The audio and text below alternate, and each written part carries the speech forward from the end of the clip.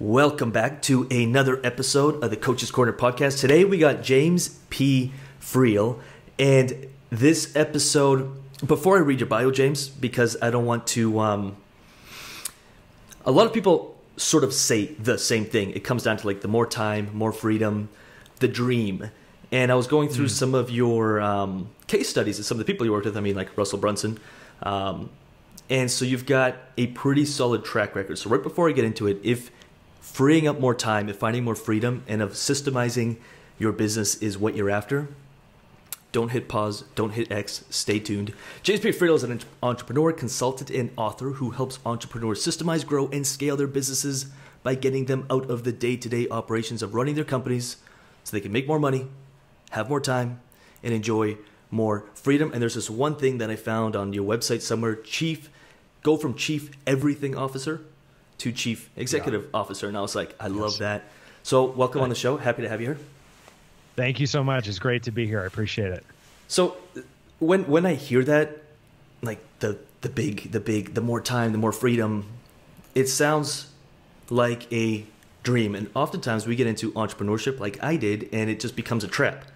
I was like, for the first 3 years, I was working twice as much as I did in my job. I was making half as much, and I had 3 times more stress, 10 times more bills, and every day was just, I felt like giving up. Luckily, I didn't, but it seems to, for me, never end, as in the complexity. It just keeps getting more complex, and then you go back in the business, you try to simplify, and it seems like with every person you add to the team, the complexity just tenfolds.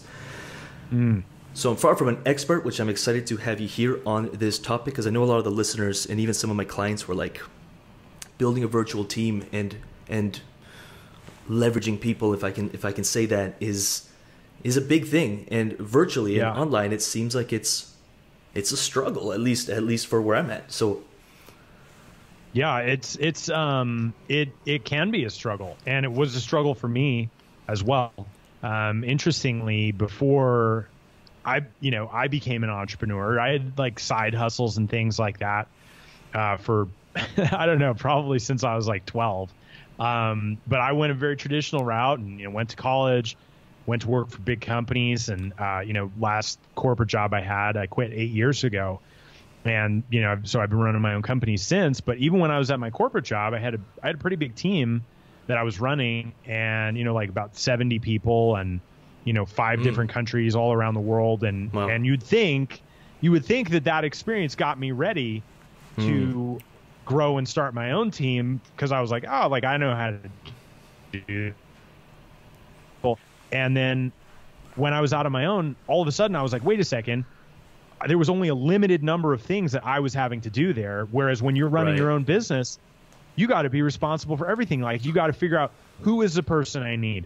Where am I going to go find that person? Like, how am I going to hire them? How am I going to make sure I'm hiring the right people? How am I going to make sure, like, if I have the wrong people, I'm getting rid of them? And you're just like, you're thrown into this whole thing, and you're like, holy crap, like, nobody talked about this. Like, this was not on the package when I signed up to become an entrepreneur. Yes, totally. I'm so massive on that. I've been obsessed with personal development for 10 years. Luckily, there was circumstances in my life that led me into becoming obsessed with it and trying to better myself. And I just realized, like, business to me and entrepreneurship is like the ultimate test and the ultimate accelerator for developing as a human. At least I find every time I develop some skill set or who I am internally, the business seems to unfold to the next level. I don't know if you found that true.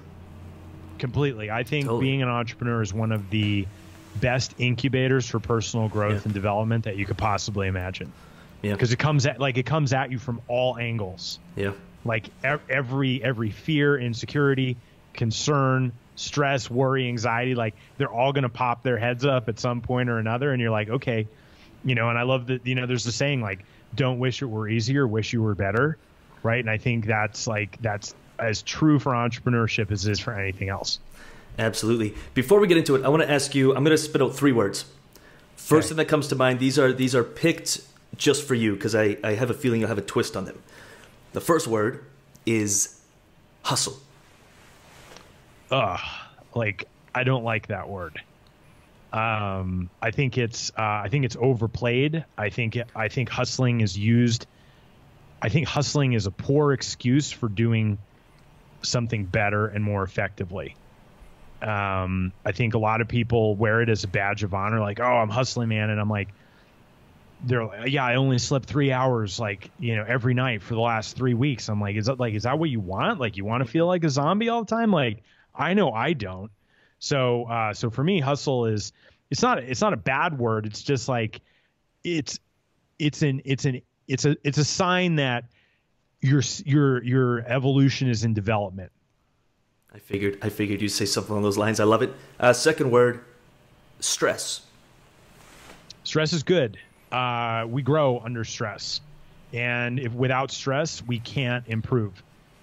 You go to the gym and you lift weights, and what's that doing? Like, that's putting stress on your muscles and on your body. And I think a lot of people run and avoid stress, whereas I think if they were to accept that stress is an integral part of growth, but you don't have to like deal with the same stress all of the time. Like, the goal is not to have like, I got the same problems over and over and over. That sucks. That's kind of a negative stress, but there's like a lot of positive stress. And I think that the stress of entrepreneurship can be very positive in terms of what it causes you to do and how you grow your business and how you grow as an individual. I love that. And final word, I was torn between two, but I'm going to go with, I have two written, but I'm going to go with this one. Motivation. Motivation is important. Like, everybody is motivated by something. Like, even people who say that they're not motivated are actually motivated, just not by the same things everybody else is motivated by, or different things. I think the important thing with motivation is figuring out what is motivating to you and what drives you, because that's going to be the fuel that keeps you going through the stress and helps you, get to the other side and take on bigger and bigger conquests and new challenges. So what motivates you? Growth. Growth is a big motivator for me. Not just my own growth, but seeing other people grow. I love seeing people become new versions of themselves, and I love being a facilitator of that. Like, I get a tremendous amount of fulfillment from seeing somebody who couldn't do something yesterday doing it today, and then doing it at a high level tomorrow. And so I'm very big on growth. And so I believe me, I enjoy making money. I understand that money is a way to keep score in business, and that's fun. But I think the real driver for me is like, well, who can I become and who can I help other people become? Yeah. And that's a lot of fun. That's amazing. Thank you. So we're talking to coaches, consultants, experts, service providers. Most, I'd say 95% of everyone listening and everyone I come in contact with is online. And one of the, we kind of chatted about it earlier, but one of the biggest struggles, at least I personally found, so I'm kind of speaking for personal experience, but I know this is going to resonate, is when hiring a virtual team. Yeah. Is it way different, or is it just a little bit different, or is it just a different approach to it from hiring in person? Yeah, it's such a good question. I think, and it's interesting because I think this topic people probably make a bigger deal about than they really need to be. And so there are differences. However, what I've seen is that many people overcompensate for poor communication, poor structure, and poor systems by saying, all right, well, maybe it's because I have a virtual team that everything isn't running smoothly, so I must need to get everybody into an office. And like, it's not true, right? You could get everybody into an office, and if you don't have the structures, you don't have the communication, you don't have those things in place, it's still going to be a mess. And there's still going to be people who aren't doing their jobs effectively, and you're still going to be taking back work, and you're still going to be wondering like what the heck everybody else is up to. And so, sure, there are other considerations when hiring a virtual team as opposed to a physical team. But I love virtual teams. My team is 100% virtual. I've been, back in my corporate career from, 2006 to 2011, last 5 years of my corporate career, I ran a virtual team, like all around the world. Yep. And I think the important thing is understanding how to bring the right people onto the team, how to create the right conditions for those people to succeed, and then helping them have a common goal. And that's going to be the same regardless of whether you have a local team, a virtual team, or a mixed team or anything. What it demands, having any team demands you stepping up and being a leader, whether they're with you or they're not with you. You when you mentioned that wishing to have a office, how many times I've been up at 2 a.m. just wishing I had an office. So it's funny you say that. And then it wasn't until, like I mentioned before, 6 months ago, I was like, it all starts and ends with me. And I just got obsessed with leadership books and leadership seminars and anything to do with leadership to step up. And there's this one book, you probably know it, The 1 Minute Manager. I think that's what it was called. It was like, it's so simple, but it was like, okay, wait, this idea of monkeys and of responsibility was just like a game changer for me. So I'm sure you share some of those same philosophies, because you mentioned in there, like, you're still going to be taking back work. You're still going to try to feel like you're in control, which is my next topic, is like when you're working with A-types, or maybe not all A-types, but these entrepreneurs who have this vision and they built into something. They're obviously generating leads and sales, most likely, in order to maybe hire somebody. They probably struggle with giving up certain aspects of control because they feel they can do it better. I resonate with that. How do you generally approach that to help someone say, you know what, start delegating this, or you might not like the word delegate, but start offloading this, or start sharing the workload? How do you start with that?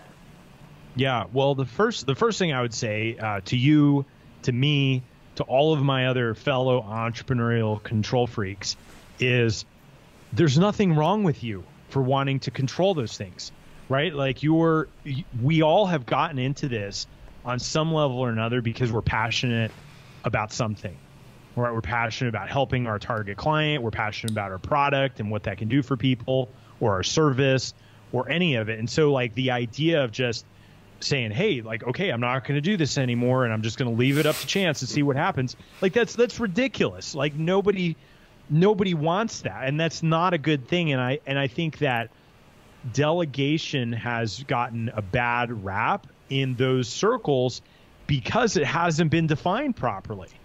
And delegation is completely different than abdication, right? And what I see is, like, sometimes we look at things in this black and white, right?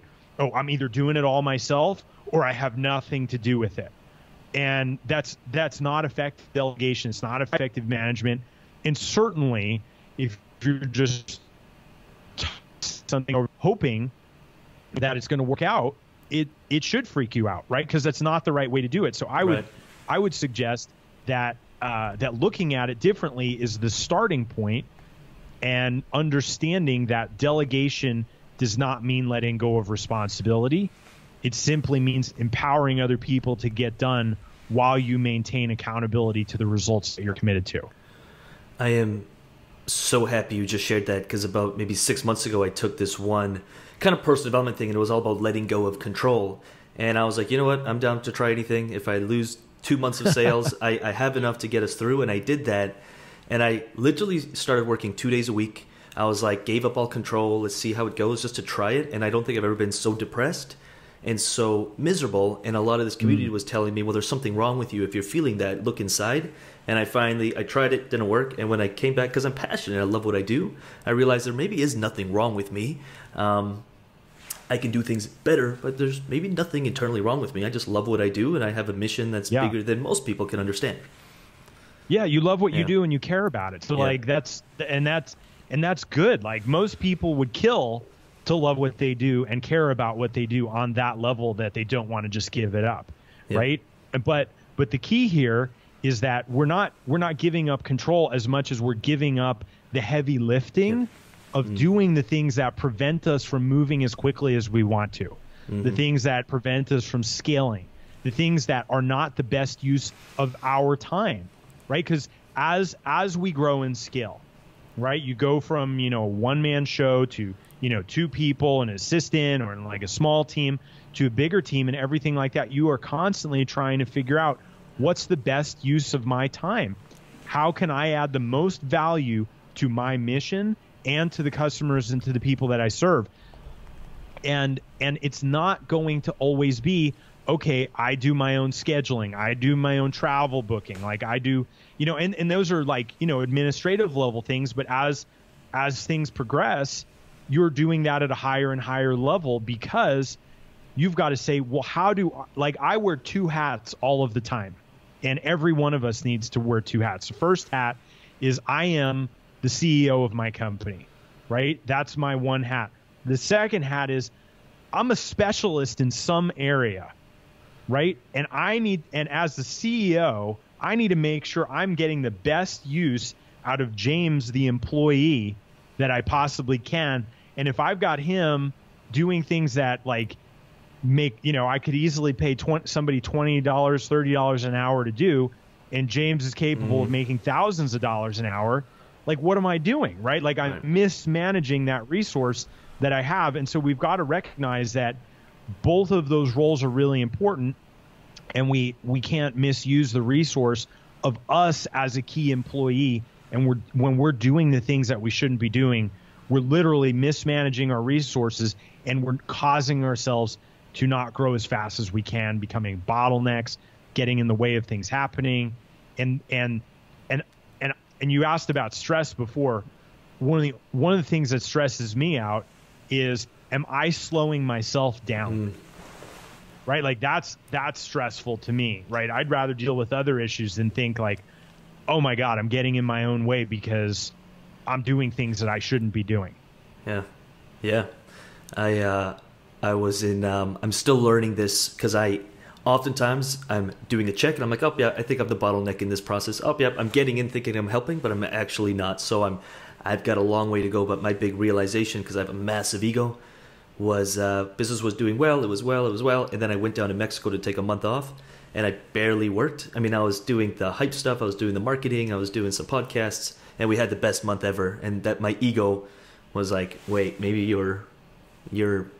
it's better without you, with some way, and everyone seems happier, like they're working better. So it was a big thing for me, and I still fall into that trap. It's like it's almost like an addiction, at least I find. Well, yeah, well, we all have this need to be wanted, to put our skills to use, to feel like we're needed, and that we're making a contribution. And what we have to do is to see, how do we evolve to make a bigger contribution.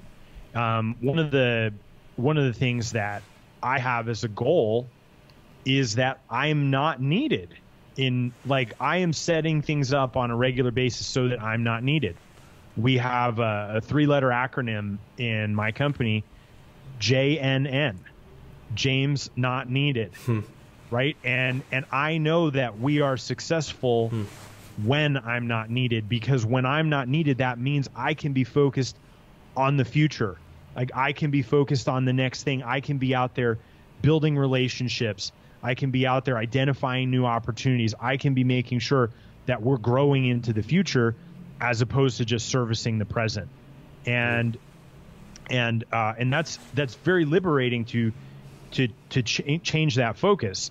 And I'm not saying we want to do that prematurely, like, oh, James not needed because, James just disappears and goes AWOL, right? Like I'm saying James not needed because he's actually not needed in this project, because we've put the right systems in place that enable things to happen without me, so that I can focus on the bigger picture and doing what's most important. Okay, so James is building the business. He's solo, and he's starting to understand this concept of James not needed. Who's usually, and this might be one of those questions that there's so many variables, like the first hire or some of the tasks that you'd recommend someone delegating if they find that now they're working 50, 60 hours, they've got 50% of the time they're marketing, 20% of the time they're doing the sales, and 30% of the time they're working with clients. Yeah, it's an awesome question. So I have this concept I call the Big Five. And we need to identify what are the big 5 areas of responsibility that I should be doing, right? A lot of people go at this and say, oh, well, what shouldn't I be doing? And we'll get to that in a minute. But if we identify what I should be doing, Then we use this theory in physics called force displacement, and we displace the things that we shouldn't be doing. So in my case, where I am in my companies and my business right now, is I've got 5 things that I know are my responsibility. One of them is I'm creating content, and I'm the attractive character and the face of our business, and out there like promoting, right, and telling people who we are and what we do. So that's number 1. Number 2 is I'm going out and I'm identifying opportunities for us to expand and for things to where we can grow and growth opportunities, and seeing what that future might look like and painting that vision. Number 3, I'm overseeing plans to capitalize on those opportunities, right? So if I go and I find opportunity and I bring it back and say, okay, here's the opportunity, let's put a plan together that makes sense, that's going to generate value for people and generate income for us. What does that look like? Number 4, one of my main roles is to recruit, lead, inspire, and organize other people, right? Because I know that I can't do it all by myself, and it's suicide to try. Right. So I might as well have that as one of my big things. And then number 5 is to study our numbers and monitor our progress, right? So if those are my big 5 things, and you're welcome to swipe those, modify those, use those, or if you have 5 that are completely different, that's okay too. But I'd say the very first thing is to sit down and say, what should I be doing? Like, what really is the highest and best use of me inside of this company? And there's going to be people who have all different talents and all different skill sets. And some people are extremely creative, and some people are not creative, and some people are forward thinking, and some people are really in the details right now. And all of that is fine, but you got to be clear, where is the best value that you're going to bring to the company? And that's your top 5, right? That's your big 5. And then underneath that big 5, list everything else out. What else am I doing right now that's not part of this big 5? And we're going to methodically and systematically get those other things off of your plate, right? And we're not going to do it all at once. We're not going to be crazy and say, okay, well, I'm never doing this again, right? I think entrepreneurs sometimes like to be a little extreme, drastic, right? And extreme. And I get that, right? But we need to temper that. We need to say, okay, let's be strategic about this. And being strategic means, what should I be doing? And then all of the other stuff, we can start to find ways to get off of our plate. And so that's the very first thing.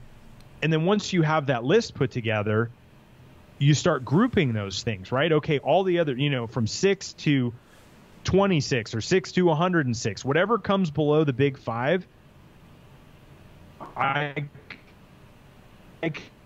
has 5 key areas of the business that you have to pay attention to: marketing, sales, delivery, operations, and finance. And so then I'm going to go through all of those other things, and I'm going to chunk them. Okay, let's put all the marketing related things together. Let's put all the sales related things, operations, delivery, finance, etc.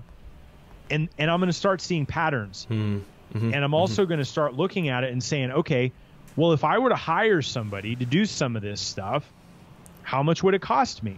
And how much do I want my time to be worth? And when there's a big difference between those two, you got to take a hard look at it, right? Because I firmly believe that when you hire other people, you are not paying them for their time. You are buying back your own. And when you can buy back your own time at a discount so that you can focus on your big 5 and what's most important, then you absolutely need to create a plan in order to do that. I really like that. I'm just gonna interject with one thing, because we go live to 4,000 coaches every single week, and every week I see some of the same people asking the same questions and not taking action on anything, and nothing pisses me off more than that. So if you are one of those people, hopefully this doesn't ruin my stats on this episode, but I care more about you than this episode. Pause it and actually do this exercise, because right after this episode, I'm doing it myself. Everything else is going to be on hold. We kind of covered the big 5, the things you should be doing, and then everything else, clump them together under the 5 main things: marketing, sales, operations, delivery, and finance, and see if there's a big gap. And I challenge you to pause this episode, unless you're driving, and take 10 minutes and do it, because it's so easy to consume content in 2019. And at the end of the day, I know a lot of you just aren't doing it. So let's do it, and we'll continue.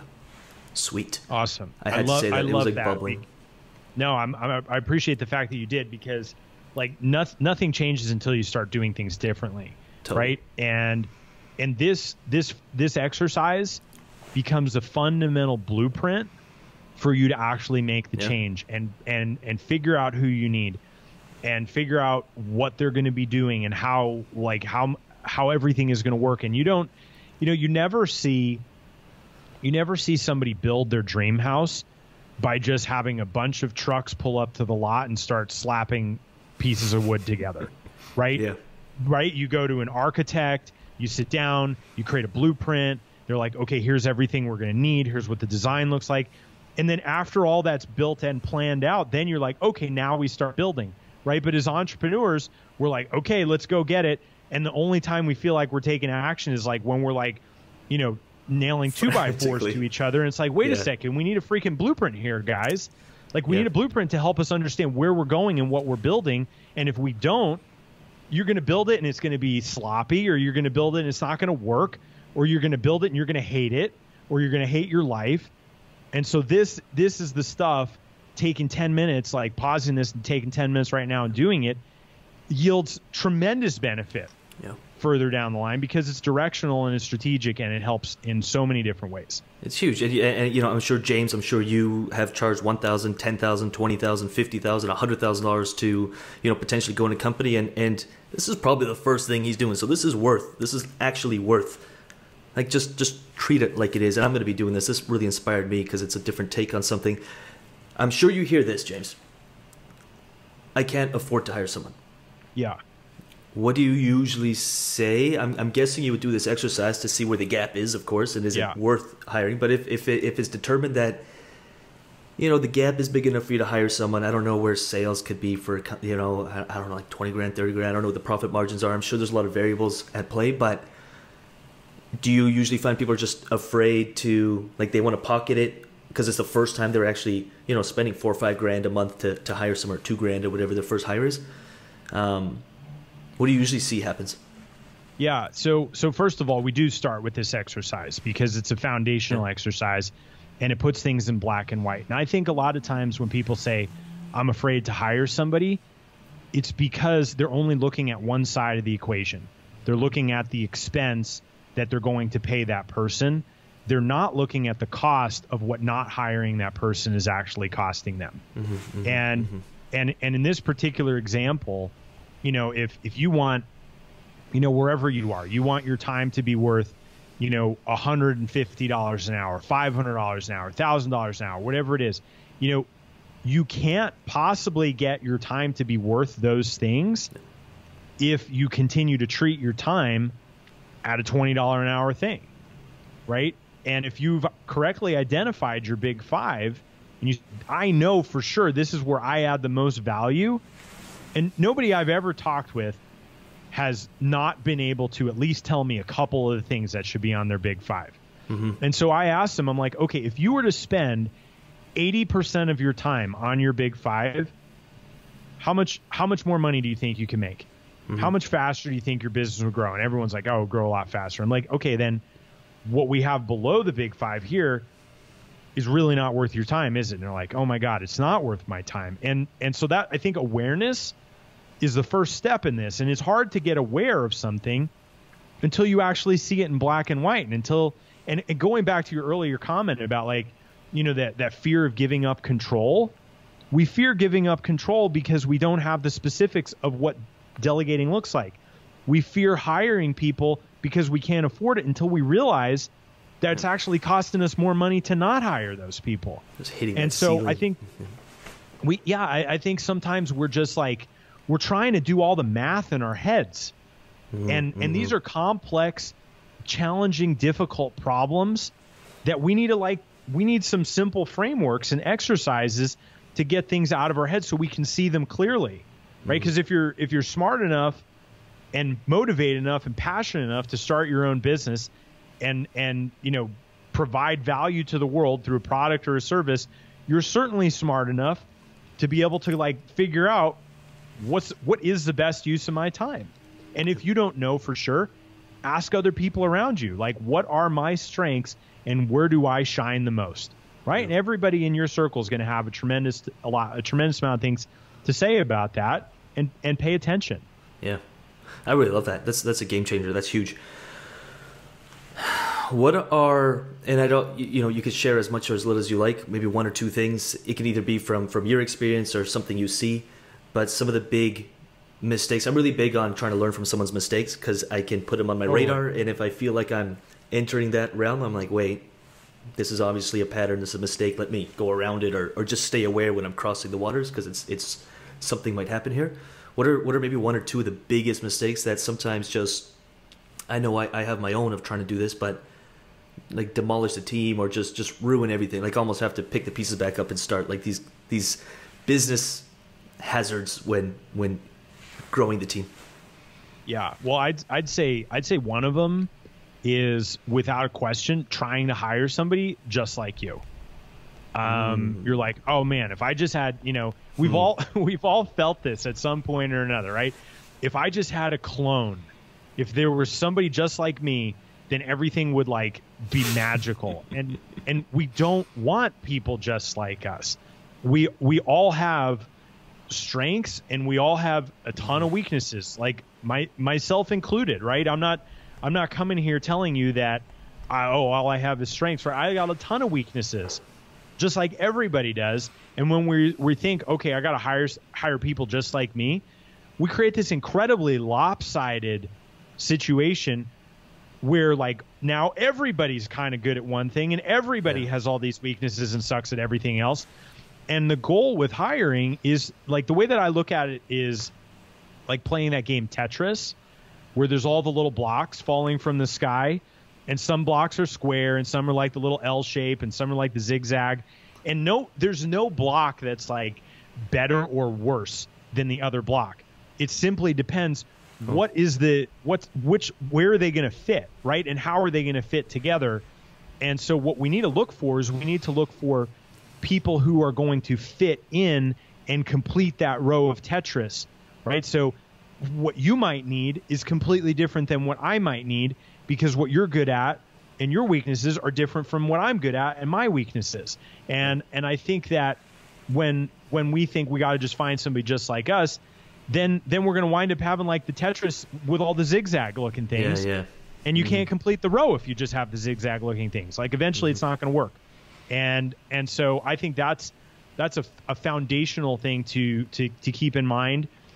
Certainly not something that I always understood. Nope. Right? Like, but it's important that we're thinking that way. Like our job as the CEO is to be the orchestra conductor, right? Like we have to make sure all of the pieces fit together so that the music sounds great, right? Like you could have, amazing people, but if they don't fit together the right way, you're not going to get the result that you're looking for. Totally. I really like that. You see that kind of in history when you study companies. Is like there was always the hype man or the dreamer, the visionary, and then someone who executed or at least helped create some form of logic in the you usually see that, at least I found, you usually kind of see some opposite dynamic at play.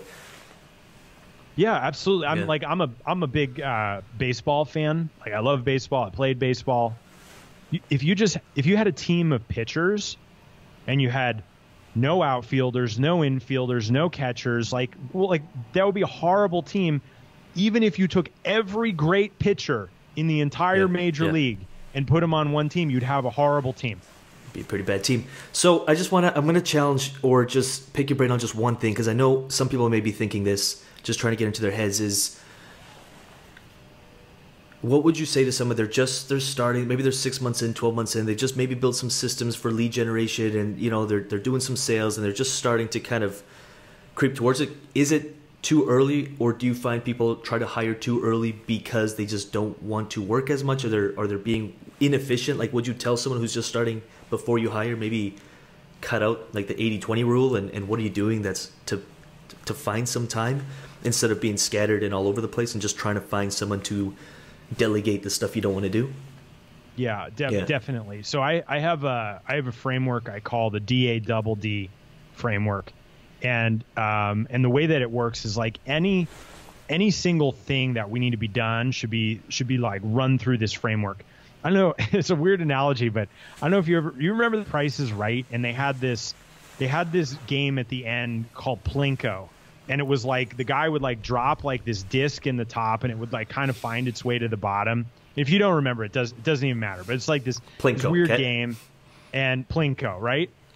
We need a filtering mechanism for the things that we're working on to figure out like what we're supposed to be doing with them. And so DADD, the first D is delete it, right? Like you need to question everything. Like, does this thing actually need to be done? Is this thing going to bring me a return on the effort that I'm going to put into this, right?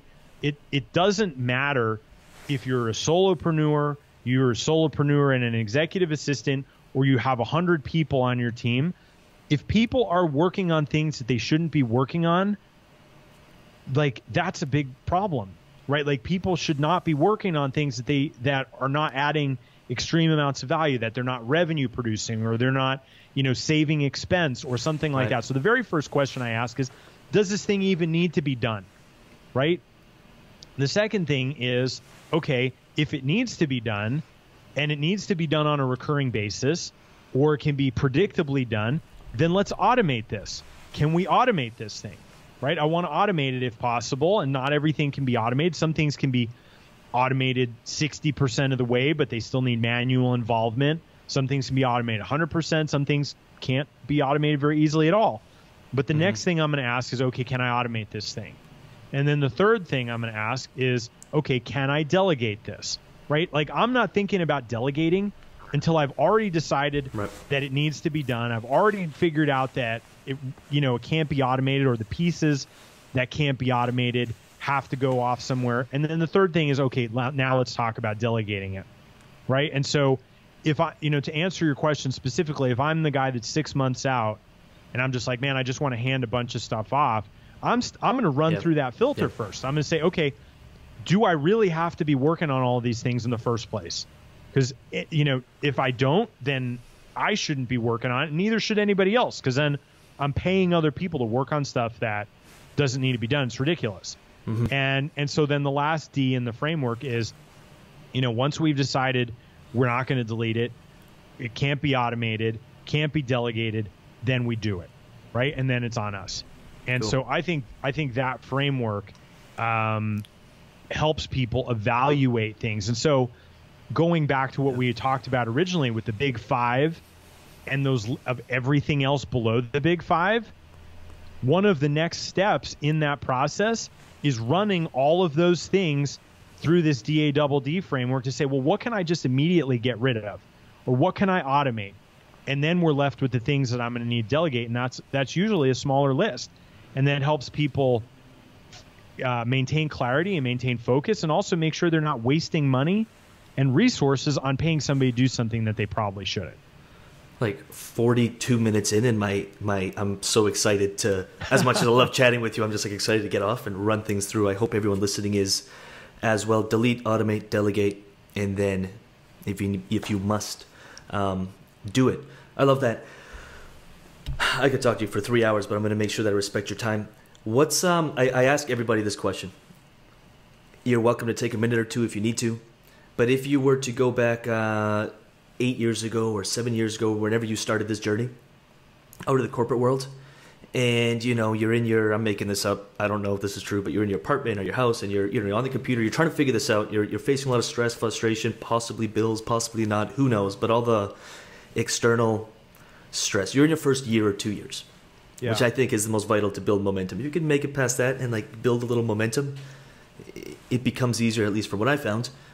What nugget, what piece of advice, what gift would you pass on to yourself with where you are right now in November 2019 that may change back to your 7 year ago self in a wide spectrum? It could be in the business, it could be in whatever you feel is the most impactful. I would say, as maybe this sounds weird, but I would say, James, go run through this framework that I'm talking about right now. Like, that would have been massively helpful for me. back then because I was trying to do all things for all people. I was in a condo on the beach. I had a beautiful condo on the beach, and I never got to go down to the beach because I was stuck up there, like dealing with clients and like contractors and like dealing with things that were flying at me left and right. And I hadn't taken the time to strategically plan out where I should be spending my time. Like there's nothing that is more valuable than your time. Like there's nothing more valuable. It's like, it's all you get. None of us get any more. Like we have a short lifespan as it is. Even if you live to 100 years old, right? In the grand scheme of things, it's pretty short, right? And much less if you live, it's a splash, right? Yeah. And so the most important resource that you have is your time. And if you're not, and I'm not just talking about like, there's a time and place for productivity hacks, right? There's a time and place for like, okay, like, here's how I structure my morning routine. And here's how, like all those things are super great. I love them. Like I could talk about those with you for 3 hours, right? Yeah. Like those are exciting, but thinking strategically about the value of my time and where am I spending my time? And I'd say, so that's like part 1 of 2 of this answer. And the second part of the answer is who can I get to help me with those things that I shouldn't be doing? Because the faster I can get clear on what I should be doing and the sooner I can find out who can help me with those other things, dude, it's just like, it's a breath of fresh air. And once you start operating your life and your business that way, there is no way you will ever go back. It's freedom. And it is the freedom that I believe all of us as entrepreneurs wanted when we started this whole thing, right? We wanted to have an impact. We wanted to make money, but I haven't met one entrepreneur yet who's like, oh, I don't care about freedom. Like, no way. We all care about it. Right. And so that's what I would say. And a lot of the work that I've done and the courses and the programs and everything that I've created was like me working on myself and figuring it out and then saying, hey, this works. Let me share this with other people. It usually is. That's why I love the expert space so much, is like you're passionate about something, you solve it. A lot of people think it's a scam and like they can do it themselves. Every time I see progress in my life, and everyone listening, like if this is something you struggle with, reach out to James. We'll share all the links below. But whatever it is you're struggling, I think we're struggling with 20 things at a time, but what's the biggest thing you're struggling with? Just find someone who did it. Make sure they're credible, whoever that is, and just do it. Just like hiring someone, it may cost you 2, 3, 5, 10 grand up front. But I'm a big believer too of like that ROI, if you take it seriously, can be, I mean, you can't quantify it. Yeah. Oh, sorry, lost you there. You're back. You there? Cool. I'll edit that out. I'm here. You back? Yeah, cool. Yeah, so you can't quantify it. James, anything else? Any little nugget of wisdom before I let you go? It's like my little trickster way of keeping you on for just another minute. I would just say it's usually what I see is that people don't want to address this until they're in massive amounts of pain. There's this saying that I think is completely ridiculous. Don't hire until it hurts. And I'm just like, why, if you could prevent it from hurting and grow faster in the process, why exactly would you want to wait until it hurts to hire? And it doesn't have to be expensive, right? Your first person could be a part-time contractor assistant that you're paying like whatever you can afford for the specific things that you can afford to pay for right now, right? Reclaim your time as fast as you possibly can. And not to mention, I just have this fundamental belief that one of my roles in society and as a business owner and entrepreneur is to create opportunity for other people.